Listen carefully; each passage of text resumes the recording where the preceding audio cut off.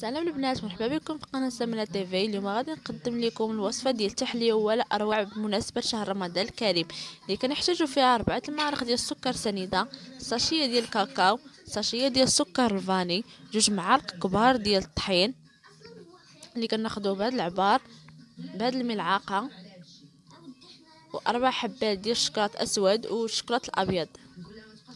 كناخذوا السكر سنيده ديالنا كنديروه في كاسرونه، كنديروه فوق نار تكون مهيله مهيله مهيله باش ما يتحرقش لينا السكر. كنبداو نحركوه غير بشويه، والناس اللي تيقولوا ما يتحركش السكر ويبقى حتى يدوب راسو، لا راه كيتحرق من التحت. خاصنا نحركوه مزيان باش ما يتحرقش من التحت، وملي يبدا يتحمر لنا اللون ديالو خاصنا نحركوه مزيان. واي تكتلات تبانوا لينا نحيدوهم. ملي كيولي لنا الشكل ديالو بني فحال هكا كنضيفوا عليه نصف لتر ديال الحليب يكون ساخن ونبعدو وجهنا. وملي كيكون الحليب سخون راه السكر ما تيتحجرش لينا، كنضيفوا عليه سكر الفاني. كنعاود عاوتاني التحريك مزيان باش كيندمجوا لنا المكونات ديالنا. من بعد كنحيدو الخليط ديالنا من فوق النار وكنقسموه لجوج اجزاء متساويه. انا قسمتهم على قياس زلافه.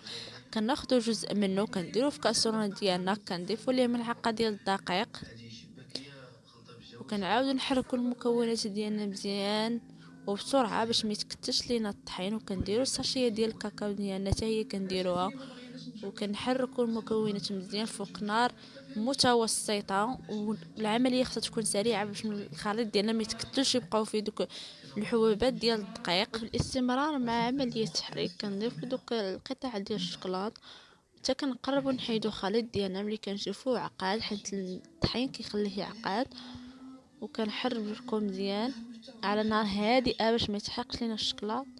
كنبداو نحركو حتى كيندمج لينا الشكلاط مع الكوك والخليط ديالنا.